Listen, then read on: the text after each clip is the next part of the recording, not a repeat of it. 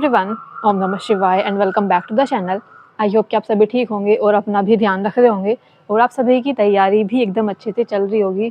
तो उम्मीद करते हो कि आप सभी ने टेक्स्ट बुक का अल्टीमेट मेगा मॉक टेस्ट या लाइव मॉक टेस्ट जिसको बोलते हैं, जो फ्राइडे में आता है, हर फ्राइडे में फ्री मॉक टेस्ट होता है जो आता है। उम्मीद करती हूँ कि आप सभी ने ये वाला मॉक टेस्ट लगा लिया होगा। और आज था 1 मई और ये वाला मॉक टेस्ट शायद पहली बार ऐसा हुआ है कि मैंने इतना टाइम से मॉक टेस्ट लगा लिया था। नहीं तो मैं हमेशा 1 या 2 बजे के बाद ही मॉक टेस्ट लगाने के लिए बैठती थी और मोस्टली 3 बजे मैं बैठती थी अपना ये वाला मॉक टेस्ट लगाने के लिए। लेकिन आज मैं काफ़ी टाइम से बैठ गई थी और शायद मेरा 11 बजे के समथिंग मेरा कंप्लीट हो गया था। 11 या उससे भी पहले मेरा मॉक टेस्ट कंप्लीट हो गया था। आज इसी मॉक टेस्ट का एनालिसिस करेंगे, क्या क्या चीज़ें रही। और मुझे आज बहुत ज़्यादा टाइम लगा इस वाले मॉक टेस्ट को करने में। मुझे बिल्कुल नहीं लगा था कि इतना ज़्यादा टाइम मुझे कभी लगेगा इस मॉक टेस्ट को करने में, क्योंकि जब मैंने स्टार्टिंग से करना शुरू किया ना तो स्टार्टिंग में उसमें रीजनिंग दे रखी थी और मैंने आराम से मुझे ये था कि थोड़ा स्टार्टिंग में रीजनिंग दे रखी, चलो आराम से करती हुई जाऊंगी। क्योंकि पहले जब भी मैंने मॉक टेस्ट सोल्व किया मोस्टली ना ज़्यादातर या तो जीके जीएस पहले रहती है या हिंदी वगैरह पहले रहती है, लेकिन आज शुरू में ही रीजनिंग दे रखी थी और मैं उसको धीरे धीरे आराम से करती जा रही थी। और स्टार्टिंग में ही मेरा रीजनिंग के अंदर, उसके बाद मैथ आ गया, मैथ में ज़्यादा टाइम लग गया और लास्ट तक आते आते हालांकि टाइम के अंदर कंप्लीट हो गया था, ये नहीं था कि मतलब टाइम में कंप्लीट ना हुआ, टाइम फिर भी मेरा बच गया था, लेकिन स्टिल मुझे लगता है काफ़ी ज़्यादा टाइम मेरा लगा था। तो सबसे पहले रीजनिंग दे रखी थी, फिर मैथ दे रखा था और जीके जीएस, उसके बाद हिंदी थी शायद, या शायद लास्ट नहीं हिंदी थी, उसके बाद लास्ट में सबसे लास्ट में थी जीके जीएस वाला पार्ट। और टेक्स्ट बुक वाले आप सभी ने देखा होगा जीके जीएस का लेवल तो ऐसा बना रहे हैं, या तो मुझे ही डिफिकल्ट लग रहा है कि इतना ज़्यादा कुछ क्वेश्चन ही नहीं बन पा रहे मेरे तो जीके जीएस के अंदर, या फिर वो लेवल इस टाइप का है कि मैंने ढंग से नहीं पढ़ी चीज़ें, इसलिए मेरा जीके जीएस में स्कोर कम आ रहा है। एक बार आप सभी अपना जीके जीएस का स्कोर जरूर बताना, बाकी सब्जेक्ट का बताओ या ना बताओ, लेकिन एक बार जीके जीएस में बताना कि एवरेज कितना स्कोर होना चाहिए था। फिर मैं आप सभी को बताऊंगी कि मेरा जीके जीएस के अंदर कितना स्कोर था। चलो पहले कुछ क्वेश्चन देखेंगे, उसके बाद बात करेंगे कि क्या क्या चीज़ें रही। पहले 2-4 क्वेश्चन देख लेते हैं इसी वाले मॉक टेस्ट के। 1 मई का पहला मॉक टेस्ट था ये और फ्राइडे में ये आता है अगर आपको मॉक टेस्ट लगाना है तो टेक्स्ट बुक पर। पहले कुछ क्वेश्चन देखेंगे और उसके बाद देखते हैं कि स्कोर क्या रहा था। एक रीजनिंग में शायद मुझे लगा शुरू में ये क्वेश्चन था, क्वेश्चन नंबर 10वां, कि द्वीप जो है समुद्र से संबंधित है तो नखलिस्तान किससे संबंधित होगा। मतलब क्या था ये, मुझे यही समझ में नहीं आ रहा था ये क्या लिखा हुआ है इसका मतलब कुछ। मैंने तो इसमें वायु लगा दिया था, मुझे लगा था कुछ ऐसा होगा, कुछ अलग सा ही है ये, तो मुझे शायद ये होगा इसमें वायु, और मैंने ये लगा दिया था। जबकि इसमें था रेगिस्तान से संबंधित है, ये क्वेश्चन मेरा गलत हुआ था, जबकि 80% लोगों का ये क्वेश्चन ठीक हुआ है।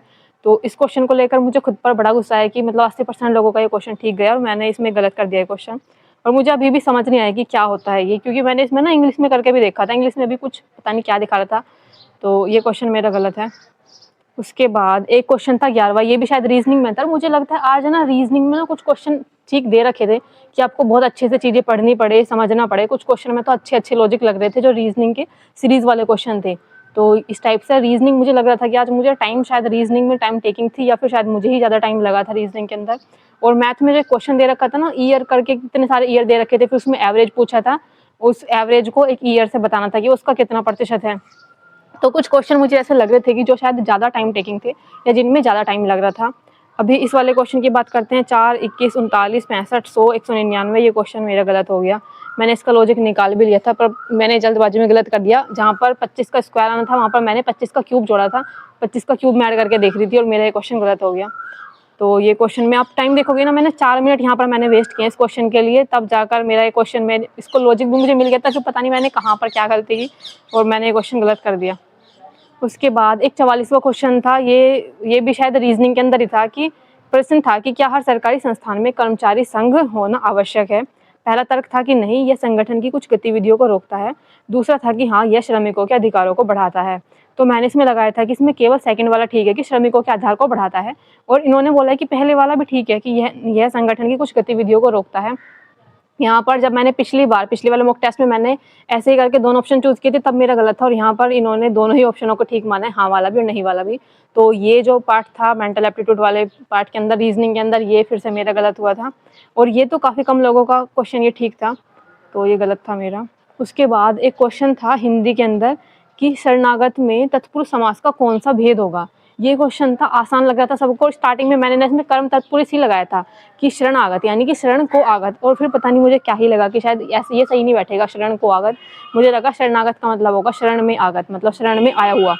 तो मैंने इसमें यहाँ पर लगा दिया था अधिकरण तत्पुरुष, यानी कि मे पे पर। अधिकरण में आता ना मे पे और पर, और मैंने इसमें थर्ड वाला ऑप्शन लगा दिया जो कि बिल्कुल मेरा गलत बैठा। ये क्वेश्चन बहुत कम लोगों का सही बैठा, अगर आप देखोगे ना लास्ट में लिखा है 14% लोगों का सिर्फ ये क्वेश्चन ठीक था और मेरा भी ये क्वेश्चन गलत था। मुझे लगता है सभी ने शायद यही सोचकर इसमें लगाया होगा इसमें। तो शरणागत यानी कि शरण को आगत, जबकि इसमें था शरणागत यानी कि फोर्थ वाला को आगत, शरण को आगत, कर्ता नहीं कर्म को। तो ये क्वेश्चन हिंदी में गलत था मेरा। और हिंदी का गद्यांश तो आज अच्छा दे रखा था, मतलब गद्यांश में जितने भी क्वेश्चन इन्होंने गद्यांश से पूछ रखे थे ना, वो क्वेश्चन एक भी गद्यांश में मिल नहीं रहा था। खुद अपना दिमाग लगाकर, खुद अपना थोड़ा बहुत चीज़ें एनालाइज करके कि ये हो सकता है, तब लगाना पड़ रहा था। ऐसा नहीं कि बिल्कुल जो गद्यांश में क्वेश्चन पूछ रखा है वो एग्जैक्ट लाइन में गद्यांश में लिखा हुआ, ऐसा नहीं था। थोड़ा सा अपने आप माइंड को करके कि देखना पड़ रहा था कि हाँ ये हो सकता है। उसके बाद एक था 129वां क्वेश्चन था जीके जीएस के अंदर कि भारत में प्रख्यापित होने वाला पहला प्रमुख पर्यावरण संरक्षण अधिनियम कौन सा था। ये क्वेश्चन मेरा गलत हुआ, मैंने जल संरक्षण अधिनियम वाला लगाया था जो कि 1974 में आया था। तो मुझे लगा इन सब में तो यही सबसे पहला होगा, क्योंकि वायु अधिनियम आई थिंक 1980 में आया था शायद, और पर्यावरण संरक्षण अधिनियम 1986 में आया था। मुझे लगा सबसे पहला यही होगा जो जल संरक्षण अधिनियम था। तो यहाँ पर इन्होंने थर्ड वाला माना है पर्यावरण अधिनियम, और मुझे लगता है ये शायद इसलिए माना है क्योंकि यहाँ पर पर्यावरण संरक्षण अधिनियम पूछा हुआ है, जबकि जल संरक्षण अधिनियम अलग है। तो शायद पर्यावरण संरक्षण में अलग से पूछा हुआ है ये, मैंने यहाँ पर जल वाला लगा दिया। पर्यावरण के जो अलग अलग बनते हैं ना, तो शायद उससे होगा ये क्वेश्चन मेरा गलत हो गया। 10 सेकंड मैंने लिए थे इस क्वेश्चन को करने में कि बिल्कुल ठीक होगा ये, तो क्योंकि मुझे इनका पता था कि इनका सन क्या है सभी का। तो ये क्वेश्चन मेरा गलत हुआ। और उसके बाद ना एक जीके जिसमें 135वां क्वेश्चन था कि भारतीय संविधान की प्रस्तावना के संदर्भ में निम्नलिखित में से कौन सा कथन गलत है। मैंने इसमें लगाया था कि यह न तो विधानमंडल की शक्तियों पर प्रतिबंध है और न ही विधानमंडल की शक्तियों का स्रोत है, जबकि इन्होंने पहले वाला माना है कि यह कहता है कि संविधान ने संविधान सभा द्वारा पारित उद्देश्य प्रस्ताव से अपनी शक्ति प्राप्त की है, जो कि मुझे लगता है ये तो बिल्कुल ठीक है, क्योंकि संविधान का जो उद्देश्य प्रस्ताव था एक तरीके से जो प्रस्तावना है वो उसी पर आधारित है। लेकिन इन्होंने ये वाला कथन जो बोला है, इन्होंने गलत बोला है ये वाला कथन, मतलब इन्होंने गलत बताया, जबकि मैंने सेकंड वाला लगाया था। ये क्वेश्चन जीके जीएस में था, ये क्वेश्चन मेरा गलत हुआ। तो आप सभी ने देख लिया, मैंने आप सभी को बताया कि क्या क्या चीज़ें गलत हुई। हिंदी का गद्यांश वैसे डिफिकल्ट दे रखा था, लेकिन फिर भी शायद मेरा गद्यांश में एक क्वेश्चन गलत था, वो मुझे ध्यान नहीं है कौन सा था।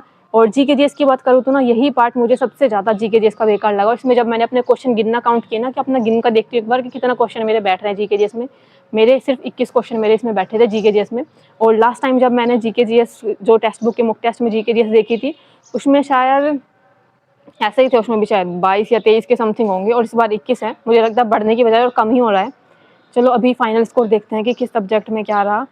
तो क्योंकि मॉक टेस्ट मैंने मॉर्निंग में ही लगा लिया था टाइम से, तो परसेंटाइल जो है ना उसी के अकॉर्डिंग रहेगी।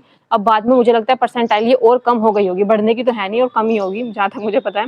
तो रैंक जो थी मेरी 98 थी 2662 में से, स्कोर जो था 246 था 300 में से, परसेंटाइल 96 थी और एक्यूरेसी 82% थी। पूरे क्वेश्चन अटैम्प्ट किए थे 150, लेकिन 123 क्वेश्चन मेरे सही थे और 27 क्वेश्चन मेरे गलत थे।